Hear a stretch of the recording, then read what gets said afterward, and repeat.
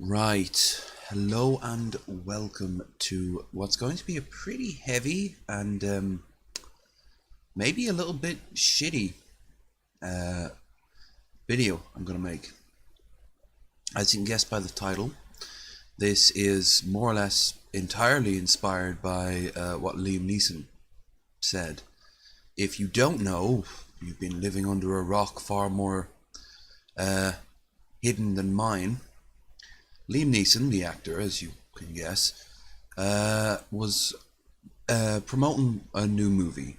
And while he was there promoting this, he went in and described how he got the idea of getting motivated for this particular role. And this role came from his own personal life because when he was a younger man, about 30 odd years ago, he was told by a female friend that she was raped. And his immediate response was, "Do you know, like, what colour was he?" And she said he was black. And he was so enraged by this, he got himself a crude, blunt object and wandered around the streets of, I'm not sure where, it doesn't matter really, somewhere in Ireland anyway, probably up north, for a week, looking for, as he called it, a black bastard, just any, to pick a fight with and kill him, or get killed in turn, as he clarifies later. And after the week was up, he basically he realized what a fucking idiot he was.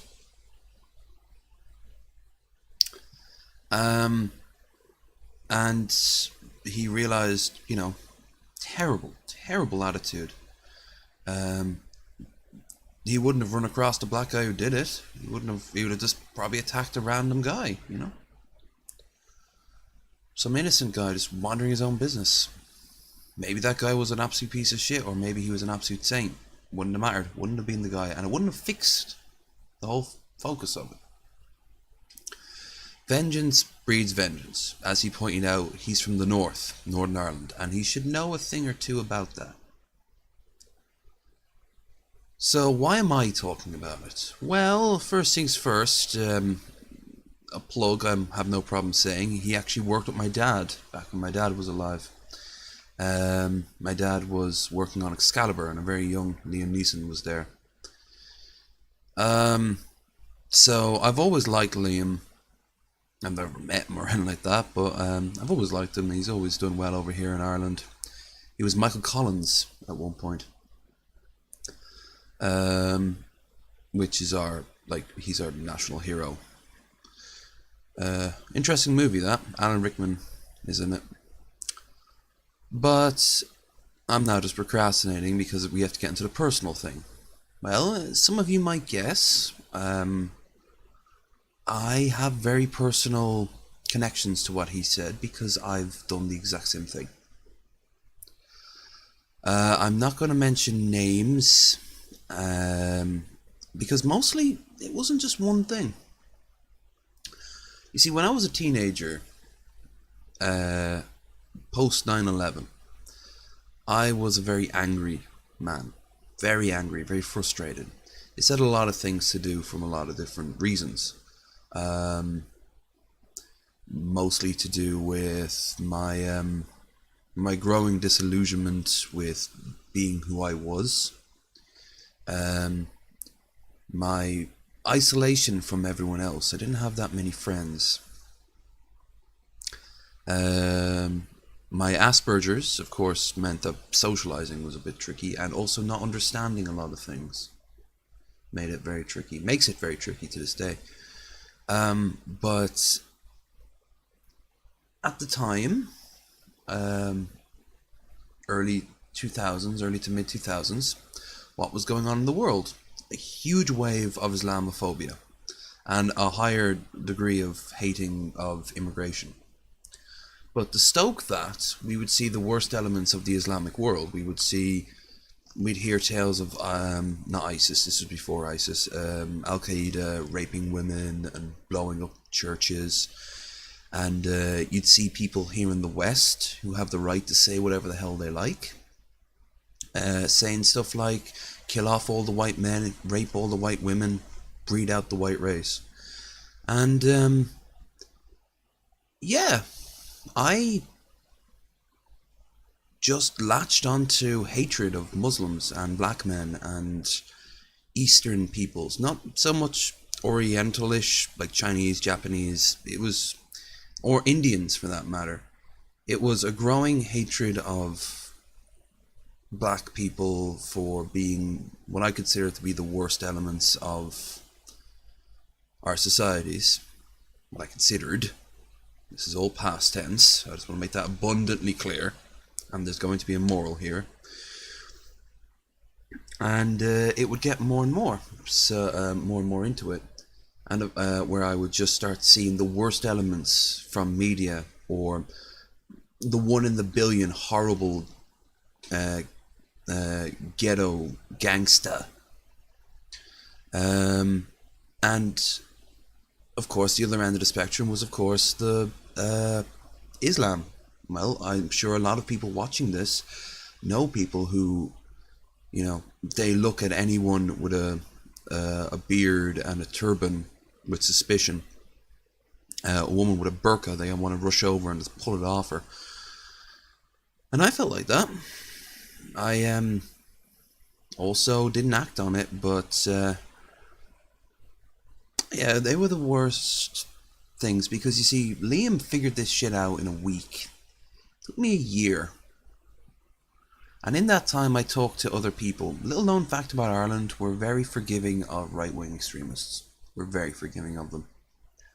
Maybe not so much these days, times are changing, but out here in the countryside, you'll find a lot of more conservative views. And from those conservative views, you can get very conservative views. That's not implying that people out here are all a bunch of neo-Nazis. But if you're going to find them outside of Dublin, you won't have to look far. You'll find people who have very, let's say, they wouldn't call themselves racist, or if they did, they would have justifiable reasons right behind it. And back in then, Dublin was only starting to become a little bit more liberal. Remember, it had only been 10 years since homosexuality was legalised, so, you know, the Catholic Church might have been losing its ground, but at the same time, it was still a very hardcore thing. And now with a massive rise of refugees who didn't speak our language, who worshipped a different god, yeah, they became prime targets. And I started to blame them. I started to hate them. And all I can say is I'm very glad I'm such a coward I actually never went through with it. Because I'd met some people a bit older than me, and in person, none of this online bullshit. None of this online bullshit. I obviously went to websites. Sturm Front was one of them. I think that's gone now. Good. But I learned a lot about like right-wing extreme views because I was a Nazi. I was an actual. I would have been a part of an organization if there wasn't one available. There was an ad hoc group, and we went to it, and it was about 8 very sad men who talked and grumbled and spoke about this pseudoscience bullshit, saying that if we don't do something, Sharia law will be declared in Ireland, and we'll be castrated, and you know, our women will be forced to change their names and call themselves Alulululu. They wouldn't even like try to mimic what a Muslim or a black person in their minds would sound like. It was all sort of blah blah blah blah blah. It was kind of like a hate-filled version of the Durka Durka thing from Team America. And one day I went to the toilet while they were rumbling, and I looked in the mirror. And I said, what am I doing with myself? Like, I'm not angry. I couldn't think of I don't know exactly what triggered this idea, but I couldn't think of a single person, a particular Muslim who I hated. that I had met. I could think of tons of people screaming and shooting guns in the air from TV. But I'd never actually met one that I didn't, that I hated, and said there was this weird detachment to me. They weren't people, they were things to lash out at to make yourself feel better. Maybe if you lash out at them, your life will be better. Your life will be easier. Well, it doesn't work like that.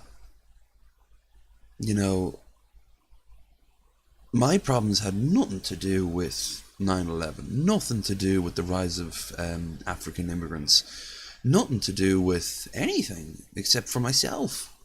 My problems. This is the same logic as the incel shit. No, you have to take responsibility for your own failings and shortcomings and try to correct them. I would stay at home and then complain that, like, no one wanted to talk to me. No, most people didn't even know I existed. And then they'd be like, oh yeah, that weirdo. Yeah. Wouldn't be, they weren't like being,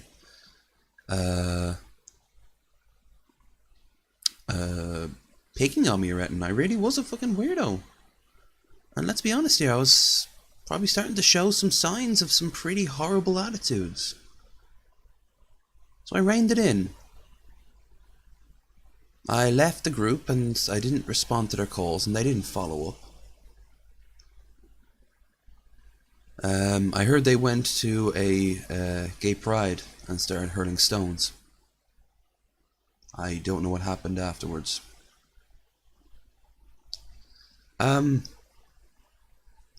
Yeah, I'm glad I left when I did. I'm glad I never went any further than name calling. And even that, I'm so fucking ashamed of myself. The lowest point of my life. The lowest point. I couldn't have hated myself more at that time if I met him today. If my version of me just popped in behind me there, me back then. It was just... It was... When I saw Liam talk about this, I realised, well, you've got something to talk about at least, but why, what's the focus of it? And what's the point? Because, you know, if someone watches this and thinks Liam's a piece of shit, well, now I'm a piece of shit too. I think he was a piece of shit, but he was me. He was me from a few years ago, growing up. Doesn't make it any better that I was young and going through puberty and dealing with a lot of mental shit and personal shit. Doesn't make it right. Doesn't make it right, shouting fucking packy. Well, I didn't say it like quite like a bloody English. Fucking packy. Fuck you, you fucking piece of shit. I obviously wouldn't have used my inside voice, you know. But people live here, and I don't want people to wake up suddenly hearing fucking piece of shit, you packy bastard. You fucking monkey.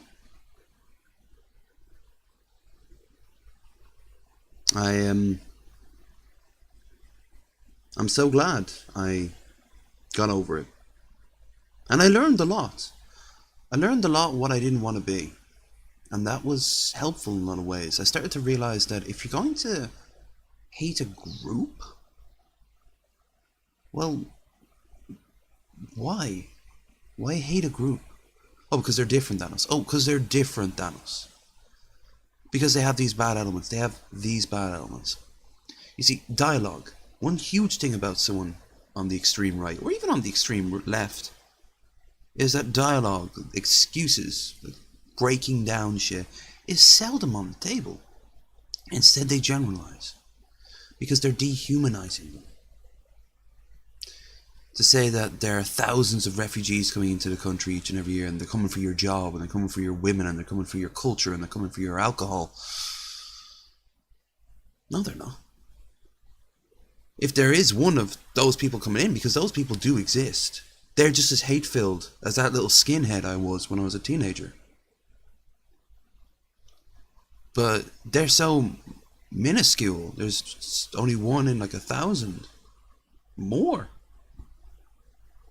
And those people are usually shunned by their society.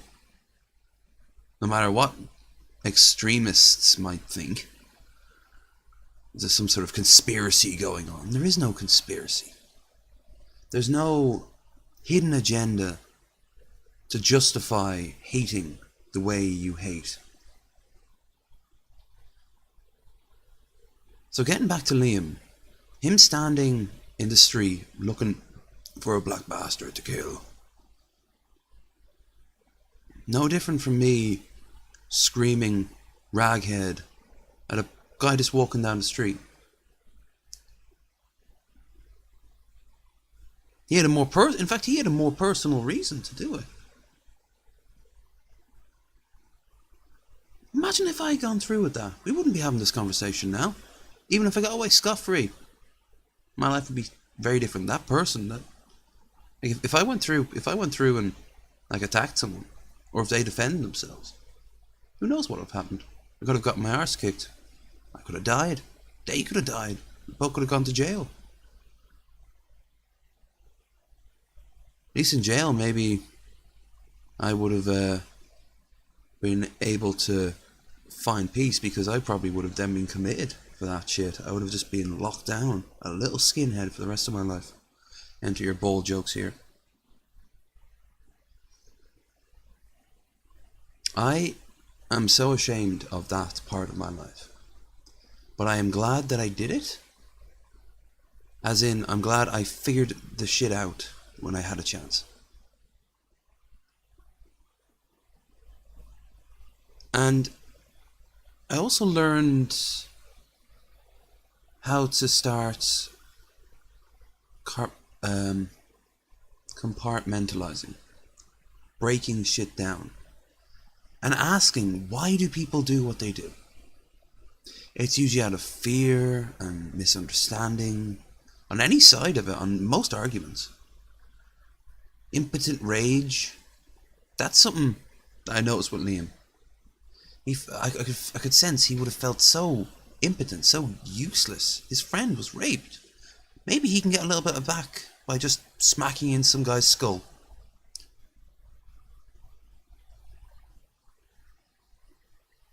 And I'm also not shocked about the drama over it. Everyone's talking about it, and people, on the left are just screaming.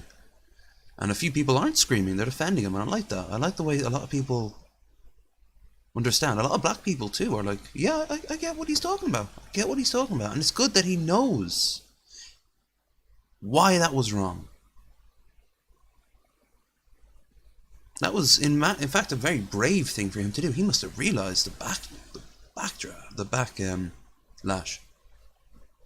And I'm prepared for any backlash. But the thing is, you have to understand, this is my story. It isn't yours. To whoever's angry at this, it's my story. It's my life. And these are things that happened. Does it make it right or wrong?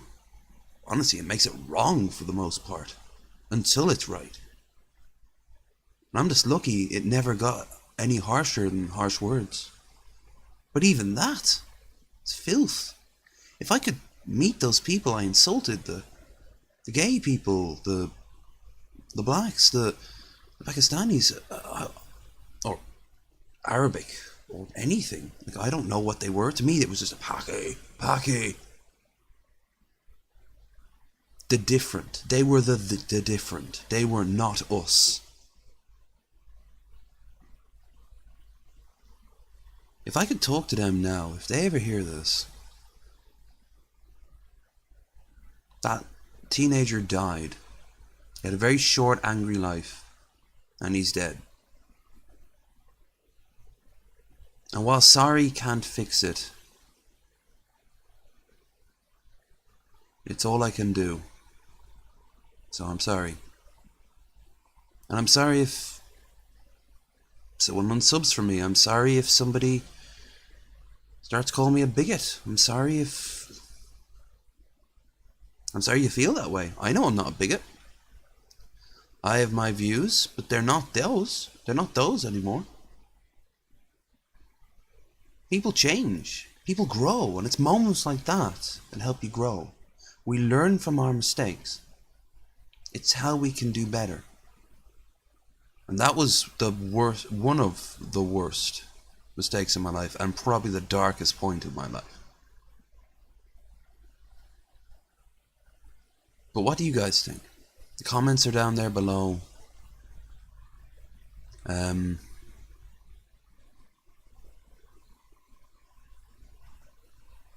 I'm open. I'm open to hear it. And I'm also prepared to receive a lot of hate. And I understand.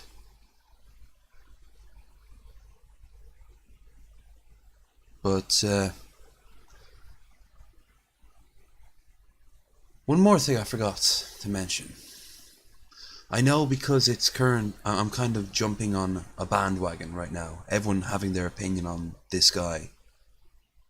But I'm not really talking about Liam, am I? I'm talking about myself. I think Liam was brave to talk about the things he did. And it's good that he's grown up. And it's good that he's moved on. It's good that he's ashamed of it. Just like I am. But I don't do trends. I don't jump on bandwagons. It's just this time around, it was me. It was my story. He was describing. Different time, different place.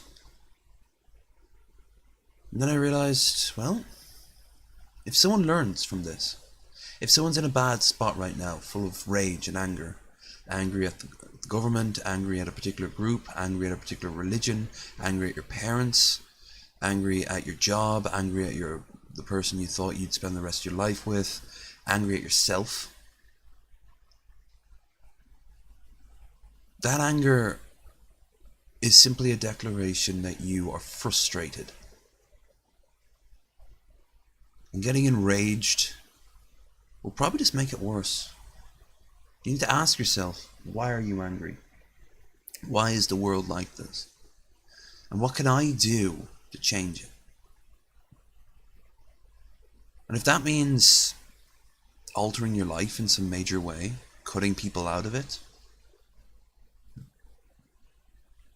then probably for your own sake, if nothing else, do it.